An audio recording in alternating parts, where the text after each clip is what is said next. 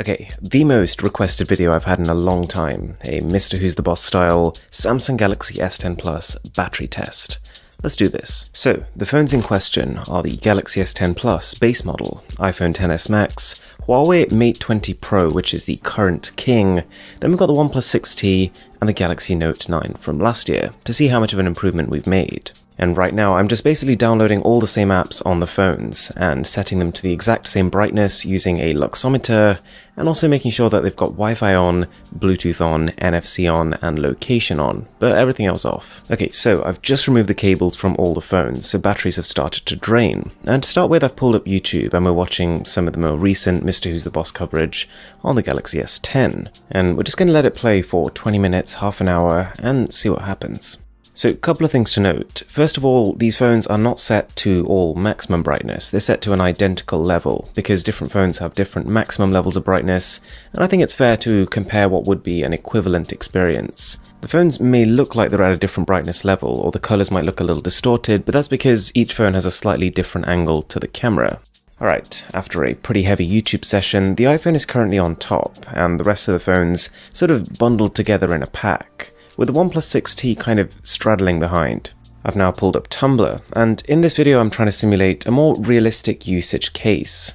I think a lot of battery tests, and something that I used to do a lot, is just run benchmark after benchmark, but a lot of you guys wanted me to spend more time on social medias and the things you'd actually be using, so you get a realistic idea of what your battery life would be. If you take a quick look at the specs at the bottom, you'll notice that the Mate 20 Pro has the largest battery of the bunch, with the S10 Plus and the Note 9 pretty closely behind. The iPhone has by far the smallest battery, but at the same time it's running the latest iOS 12.1.4, and iOS generally is quite efficient at handling limited battery capacities, so we'll see how it compares. Okay, we've spent about an hour and a half on social media, so we're now going to move on to something a little bit more intensive. The application you're seeing is called Atomus. It's kind of like a intense particle simulator, so yeah, that'll push the phones a little bit more.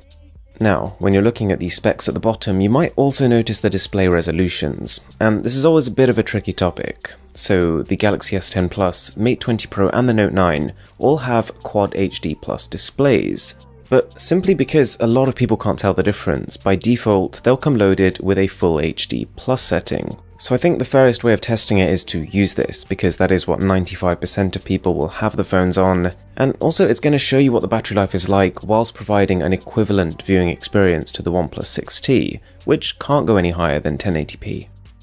You might have noticed the results starting to shift in favour of the S10 Plus and the Mate 20 Pro, which kind of makes sense. These are the two most recent devices, and are also two of the most efficient devices because of the chipset they're running on. The S10 Plus I have here is an Exynos-based version, which means it's running on an 8nm chipset, and the Mate 20 Pro has the Kirin 980, based on a 7nm process. Essentially, the smaller this number gets, the more power you can pack into a device that actually consumes less. Bear in mind the iPhone's A12 Bionic chip is also based off an efficient 7nm process, but it's probably falling behind just because its battery is that much smaller. Just before we carry on, I want to mention that I've launched a big Galaxy S10 giveaway with Everything Apple Pro. We're giving away 5 devices, so if you want to find out about that, link is in the description below. Okay, for a temporary hiatus on the intensive applications, we are on Instagram, which, if you're anything like me, is 20% of your time spent on your phone. So we're going to run this for about 40 minutes and then switch on to the next thing. And I actually just want to use this as an opportunity to answer one of the most asked questions in the last battery test. Batteries degrade over time as you use them. So if, for example, I was using the device I use on a day-to-day basis as one of the phones in this test, it'd be giving you a skewed result. It would perform poorer than a device that you'd just taken out of the box. So a lot of you are asking, do I use the same device? Is the Mate 20 Pro you're seeing in this test the phone I use day to day? The answer is no. So all 5 phones that are being tested here are phones that I've reserved for battery testing only, so they've had less than 10 charging cycles on them. So it should give you a pretty representative result. The Galaxy S10 Plus is doing really well. In fact, it's even pulled quite significantly ahead of the Mate 20 Pro, and if it beats that phone, that's going to be something to celebrate, because that phone is incredible for battery life. Don't get me wrong, the S10 Plus's battery capacity is very good, but that can't be the full story here, because otherwise it wouldn't be beating the Mate 20 Pro. And my suspicion is that this has something to do with One UI. One UI is Samsung's completely redesigned software skin, and to be honest, just using it feels lighter. there's fewer menus, there's less bloatware included. This might be why the battery is doing so well. This would also go a long way to explaining the Note 9's result.